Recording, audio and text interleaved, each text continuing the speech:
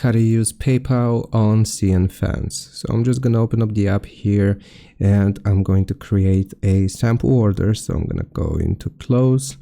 Let's choose wallets, whatever. So I'm just gonna do this wallet as an example.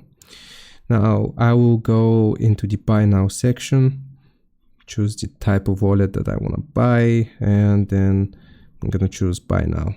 So this is going to take us to the checkout screen. I'm just going to click on checkout here, and you may have noticed that PayPal isn't available. Sometimes it will be available, sometimes it won't, depending on the current regulations. But what you can do is order a PayPal debit card. So PayPal has a debit card, kind of like a Cash App card, and you can use that card, which is a debit card, like I said, on CNFans here, and you will just choose the option debit or credit card once you order and receive your PayPal card, and then you will go into buy now and use your PayPal debit card as you would any normal debit card. And that's how you use PayPal on CNFans.